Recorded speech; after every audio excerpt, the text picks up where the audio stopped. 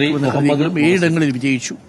മുഹമ്മദ് മുഹസിനാണ് അടുത്തതായി സത്യപ്രതിജ്ഞ ചെയ്യുന്നത്. പട്ടാമ്പിയുടെ പ്രിയപ്പെട്ട മുഹമ്മദ് മുഹസിൻ 9442 വോട്ടിന്റെ ഭൂരിപക്ഷമാണ് മുഹമ്മദ് മുഹസിന് കിട്ടിയത്.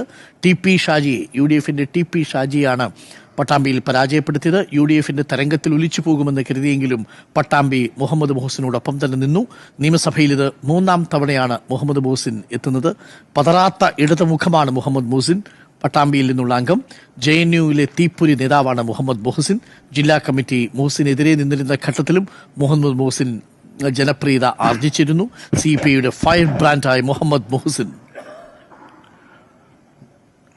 മുഹമ്മദ് മുഹസിൻ എന്ന ഞാൻ നിയമസഭയിലെ ഒരു അംഗമായി തെരഞ്ഞെടുക്കപ്പെട്ടിരിക്കുന്നതിനാൽ നിയമം വഴി സ്ഥാപിതമായ ഭാരതത്തിന്റെ ഭരണഘടനയോട് ഞാൻ നിർവ്യാജമായ വിശ്വസ്തതയും കൂറും പുലർത്തുമെന്നും ഞാൻ ഭാരതത്തിന്റെ പരമാധികാരവും അഖണ്ഡതയും നിലനിർത്തുമെന്നും ഞാൻ ഏറ്റെടുക്കുവാൻ പോകുന്ന കർത്തവ്യം ഞാൻ വിശ്വസ്തയോടുകൂടി നിർവഹിക്കുമെന്നും സഗൗരവം പ്രതിജ്ഞ ചെയ്യുന്നു.